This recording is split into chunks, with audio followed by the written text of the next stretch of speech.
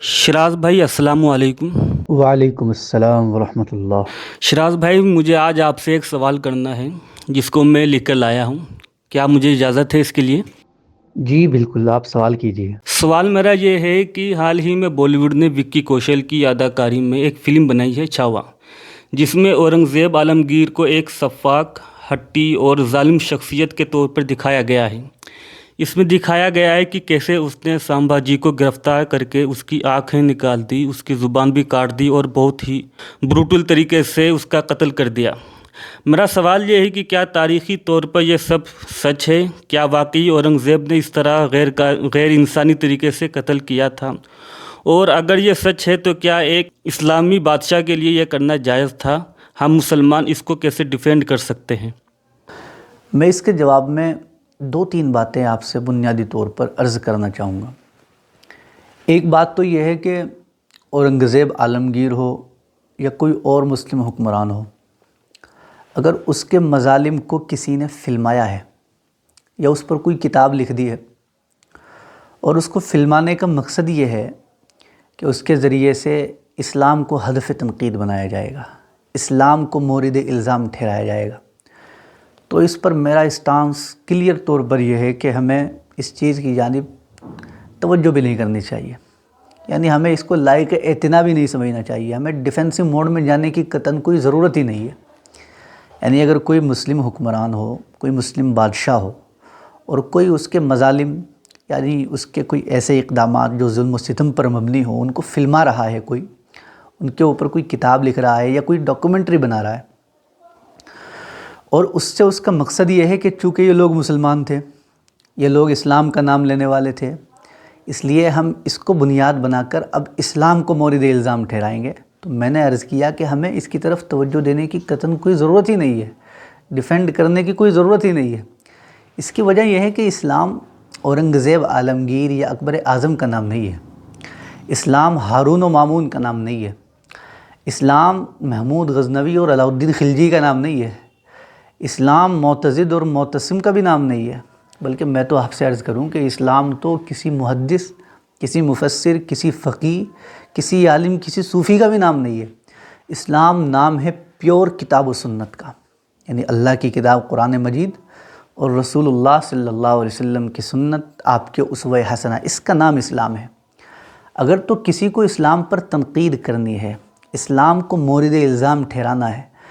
اور اس کے دل میں خواہش پیدا ہوئی ہے، تو ہم اس کی اس خواہش پر تو کوئی قدغن نہیں لگائیں گے، لیکن اتنا ضرور عرض کریں گے کہ پہلے اس دائرے کی کوئی چیز سامنے لاؤ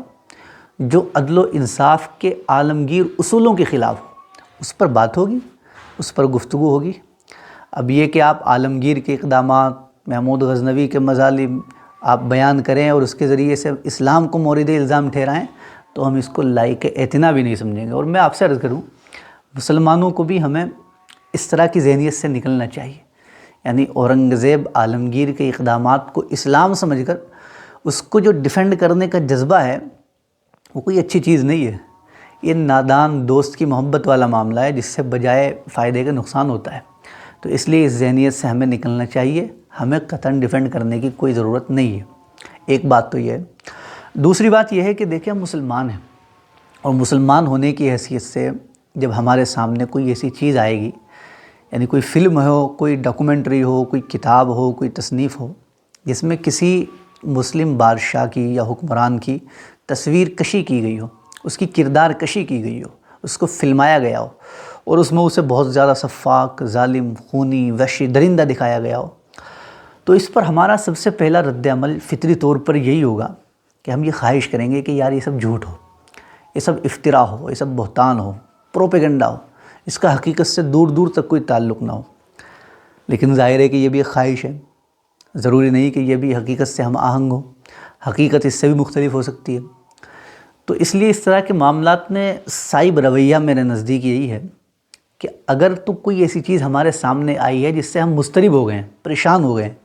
تو اپنے اضطراب کو دور کرنے کا طریقہ یہ ہے کہ جو اسباب تحقیق کے ہمارے پاس موجود ہیں، جو وسائل موجود ہیں، ان کو اختیار کیا جائے اور ان کو استعمال کر کے تحقیق کی جائے۔ پھر تحقیق کے بعد جس نتیجے تک ہم پہنچیں، پہلے تو اس نتیجے کو ہمیں خود تسلیم کرنا چاہیے، اور پھر بے کم و کاست لوگوں کو بتانے کا حوصلہ بھی ہمارے اندر ہونا چاہیے، بے کم و کاست اس کو بیان کرنے کا حوصلہ اپنے اندر پیدا کریں۔ یہی ہمارے مذہب کی تعلیم ہے، یہی اللہ کی کتاب کی تعلیم ہے۔ دیکھیے کتنی خوبصورت آیت ہے قرآن مجید میں، اللہ تعالیٰ ارشاد فرماتے ہیں یا ایھا الذین آمنوا کونوا قوامین بالقسط شہداء للہ، اے ایمان والو تم اللہ کے گواہ بن کر سیدھی سچی بات کو قائم کرنے والے، انصاف کی بات کہنے والے ہو جاؤ۔ اب وہ انصاف کی بات ولو علی انفسکم، چاہے تمہارے اپنے خلاف کیوں نہ ہو، اوil والدین یا تمہارے والدین کے خلاف ہو، اوil اقربین یا تمہارے رشتہ داروں کے خلاف ہو، لیکن بات تمہیں بالکل سچ کہنی ہے، حق کہنی ہے۔ اور ایک دوسری جگہ پر اللہ سبحانہ و تعالیٰ نے اسی بات کو ایک آگے اسٹیپ لے کر اور آگے بیان کیا، فرمایا وَلَا يَجْرِمَنَّكُمْ شَنَآنُ قَوْمٍ عَلَىٰ أَلَّا تَعْدِلُوا، کہ ایمان والو تمہیں کسی قوم کی دشمنی بھی اس بات پر آمادہ نہ کرے کہ تم انصاف کا دامن اپنے ہاتھ سے چھوڑ دو۔ یعنی جو چیز تمہیں حق لگے، انصاف پر مبنی معلوم ہو، تم اس کے اوپر جاؤ، اس کو بیان کرو، اس کو اختیار کرو۔ تو اس لیے اس طرح کے معاملات میں ہمیں بجائے یہ کہ ہم تعصب میں مبتلا ہوں، بجائے یہ کہ ہم کسی قومی حمیت کے اندر مبتلا ہوں، جو چیز ہمیں درست لگے، جائز لگے، اس کو بیان کرنا چاہیے۔ اب یہ جس واقعے کی جانب آپ نے اشارہ کیا ہے اور جس پر بقول آپ کے بالی ووڈ میں کوئی مووی بھی آئی ہے، یعنی اورنگزیب عالمگیر اور سمبھاجی کا واقعہ، جس میں اورنگزیب عالمگیر نے ان کو گرفتار کیا، ان کی آنکھیں نکالی اور ان کی زبان کو کاٹا گیا۔ تو جہاں تک میرا تاریخ کا مطالعہ ہے اس طرح کا، تو مجھے لگتا یہی ہے کہ یہ واقعہ ہوا ہے۔ حتیٰ کہ حضرت مولانا سید محمد میاں صاحب دیوبندی رحمۃ اللہ علیہ، جنہوں نے علماء ہند کی تاریخ کو گلوریفائی کر کے بیان کیا ہے اور اپنی کتاب کا نام ہی انہوں نے شاندار ماضی رکھا ہے، انہوں نے بھی اپنی کتاب میں اس واقعے کو بیان کیا ہے، اس کا اعتراف کیا ہے کہ واقعتاً یہ ہوا ہے۔ تو تاریخ نے تو اس واقعے کو نقل کیا ہے، لیکن اب یہ ہماری جو فکر ہے، ہماری دانش، ہماری جو تاریخی بصیرت ہے، اس کے اوپر موقوف ہے کہ ہم اس کو کس زاویے سے دیکھتے ہیں، کس اینگل سے دیکھتے ہیں، ہم اس کے اندر کیا رنگ بھرتے ہیں۔ کیونکہ آپ نے، چونکہ میری بات ہوئی آپ سے ابھی ویڈیو ریکارڈ کرنے سے پہلے، آپ بتا رہے تھے کہ بالی ووڈ نے تو اس میں اپنا موقف صاف واضح کر دیا ہے کہ وہ اسے کس زاویے سے دیکھتا ہے۔ یعنی اورنگزیب عالمگیر، آپ بتا رہے تھے کہ کلائمیکس میں کہتا ہے سمبھاجی کو کہ آپ یا تو کلمہ پڑھ لیں، ہمارے مذہب کو قبول کر لیں، نہیں تو ہم آپ کی جان نہیں بخشیں گے۔ ایک ہی صورت ہے کہ آپ کلمہ پڑھ لیں، مذہب اسلام قبول کر لیں، تو ہم آپ کو چھوڑ دیں گے۔ تو ظاہر ہے کہ بالی ووڈ نے یہ ظاہر کر دیا ہے کہ وہ اس کو ایک خاص زاویے سے، یعنی ریلیجسلی، کمیونل طریقے سے دیکھ رہا ہے۔ لیکن میرا ماننا یہ ہے کہ ہمیں اس طرح کے واقعات کو ریلیجن کے پوائنٹ آف ویو سے دیکھنا ہی نہیں چاہیے، اس طرح کے واقعات کو کمیونل رنگ نہیں دینا چاہیے۔ یہ واقعات جو تاریخ میں تسلسل چلا آ رہا ہے، حکمرانوں کا اور سرداروں کا، یعنی سیاسی کشمکش کا، ان کی حریفانہ کشمکش کا، یہ اس کا ایک ادنا سا واقعہ ہے۔ اس کو ہمیں اسی تناظر میں دیکھنا چاہیے، اس کو مذہبی رنگ نہیں دینا چاہیے، اس کو مذہبی چشمے سے، مذہبی عینک سے نہیں دیکھنا چاہیے۔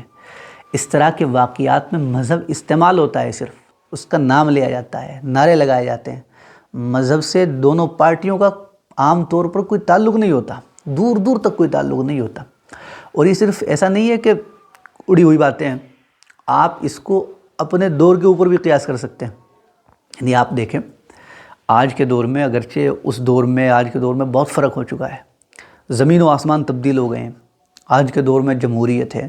آج کے دور میں حقوق انسانی کے ہر طرف غلغلے ہیں، ہر طرف مساوات انسانی کی بات ہو رہی ہیں۔ لیکن اس سب کے باوجود آج بھی آپ دیکھیں گے کہ وہی پرانی والی صدائے بازگشت، وہی پرانا تعصب آپ کو نظر آ جائے گا، سنائی دے گا۔ لوگ مذہب کی بنیاد پر، ذات پات کی بنیاد پر،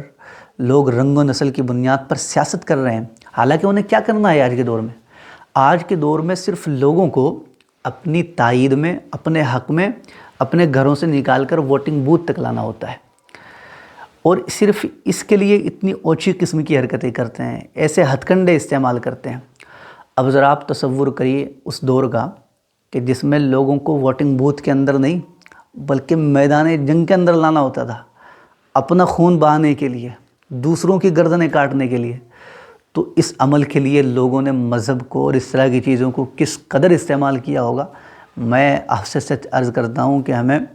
اس کا اندازہ بھی نہیں ہے۔ ہم اور آپ آج کے دور میں بیٹھ کے اس کا اندازہ بھی نہیں کر سکتے، اس کا تصور بھی نہیں کر سکتے کہ پہلے دور میں یہ چیزیں کتنے استعمال ہوئی ہوں گی اور لازماً ہوئی ہیں۔ تو اسی لیے میں تو کہتا ہوں اس طرح کے واقعات کو بجائے یہ کہ ہم مذہبی رنگ دیں اور مذہب کے طریقے سے دیکھیں، اس کو صرف اور صرف ایک سیاسی کشمکش کے طور پر دیکھنا چاہیے جو کہ ہمیشہ سے چلی آ رہی ہے۔ چنانچہ آپ اس واقعے میں بھی اگر ذرا سا غور کریں گے تو آپ کو نظر آ جائے گا کہ یہ وہی پرانی سیاسی کشمکش ہے جو ایک بادشاہ، ایک حکمران اور کسی سردار کے درمیان پرانے دور سے چلی آ رہی ہے۔ یعنی ایک طرف مغلیہ سلطنت کا سرتاج اورنگزیب عالمگیر ہے جو کہ چاہتا ہے کہ جنوبی ہند کے اندر میری حکومت کو استحکام حاصل ہو، اور وہ چاہتا ہے کہ کسی بھی قسم کی بغاوت رونما نہ ہو، ہر طرح کی بغاوت کو وہ فروغ کرنے کے لیے تیار بیٹھا ہے۔ اور دوسری طرف مراٹھے جو سمبھاجی کی جو قیادت ہے اس قیادت میں بغاوت پر بغاوت کیے جا رہے ہیں، اور جن لوگوں نے اس وقت کی تاریخ کو تھوڑا بہت پڑھا ہے ان کو معلوم ہوگا کہ برہان پور میں مراٹھوں کی طرف سے کس نوعیت کی، کس پیمانے کی بغاوت نمودار ہوئی۔ تو یہ صرف اسی تناظر میں ہمیں دیکھنا چاہیے۔ یہاں صرف مذہب کا استعمال ہوا ہے، مذہب سے دونوں طرفہ کسی کا کوئی تعلق نہیں تھا۔ ایک طرف حکومت ہے اور دوسری طرف بغاوت ہے، دونوں کا مذہب سے کوئی تعلق نہیں ہوتا۔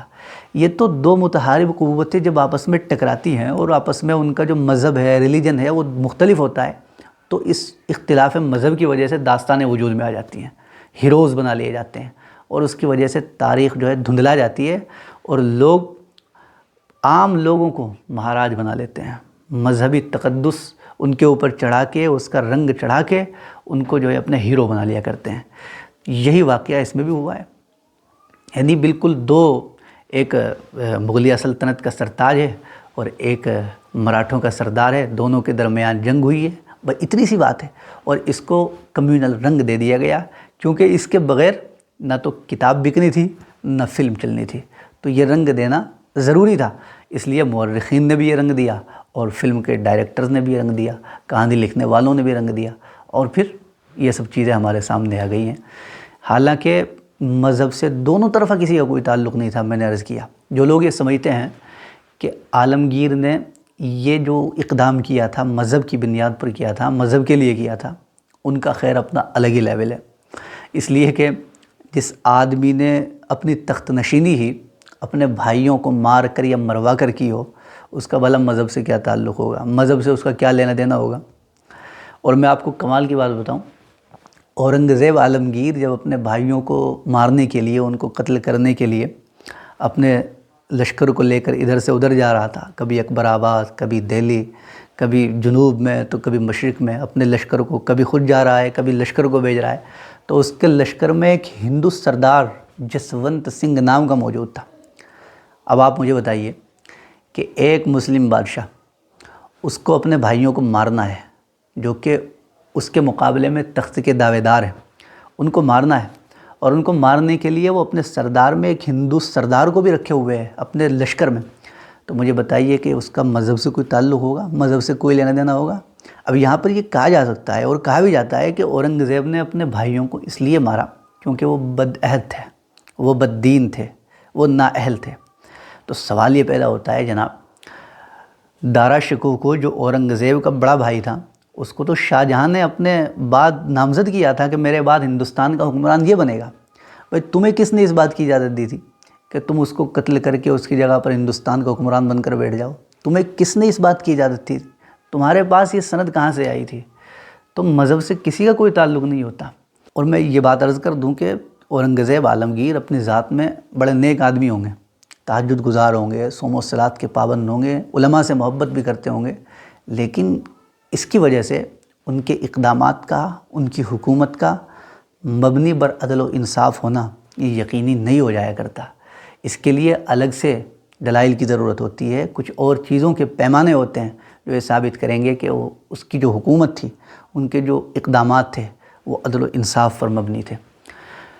آپ دیکھیں گے اسی چیز کو ایک افغان حکمران، ایک افغان سردار تھا خوشحال خاں خٹک، جو بڑا نیک تھا، دین سے محبت کرنے والا تھا، اور مسلمان قوم کا، مسلمان قبیلے کا ایک مسلمان سردار تھا، شاعر بھی تھا، اس کو اورنگزیب عالمگیر نے صرف ایک شبے کی بنیاد پر کہ شاید اس نے بغاوت کی ہے یا یہ آگے چل کر میری حکومت کے خلاف بغاوت کر سکتا ہے، 4 سال تک گوالیئر کے اندر قید کر کے رکھا ہے۔ ایک مسلمان آدمی کو، مسلمان کو، دین سے محبت کرنے والے کو، مسلمان قوم کے سردار کو اورنگزیب عالمگیر نے 4 سال تک قید کر کے رکھا۔ چنانچہ 4 سال کے بعد جب وہ قید سے باہر نکل کے آیا، رہا کیا گیا، تو اس نے اسی چیز کا رونا رویا ہے کہ بھئی اورنگزیب عالمگیر کو میں بخوبی جانتا ہوں، اس کے عدل و انصاف کو بھی خوب جانتا ہوں، اس کی پابندی صوم و صلات کو بھی بخوبی جانتا ہوں، لیکن میں یہ بھی جانتا ہوں کہ ایک ایک کر کے اس کے بھائیوں کو کس طرح تہ تیغ کیا گیا، اس کے باپ کو قید و بند کی صحبتوں کے اندر مبتلا کیا گیا۔ کوئی آدمی ہزاروں سجدہ کرتا رہے، ہزاروں روزے رکھتا رہے، لیکن اگر اس کے دل کے اندر نیکی نہیں ہے تو یہ سب ظاہر ہے، مکاری ہے، عیاری ہے، فریب کاری ہے۔ یہ میں نہیں کہہ رہا ہوں، اس دور کے اورنگزیب عالمگیر کے دور کا ایک آدمی جو بڑا دین سے محبت کرنے والا ہے، مسلمان قوم کا سردار ہے، مسلمان قوم کا شاعر ہے، وہ یہ باتیں کہہ رہا ہے۔ تو میں آپ سے عرض کر دوں کہ جو لوگ اورنگزیب عالمگیر کے اقدامات کو یہ سمجھتے ہیں کہ وہ اسلامی اقدامات تھے یا مذہبی جذبہ ان کے پیچھے کار فرما تھا، ان لوگوں کا اپنا ہی الگ لیول ہے۔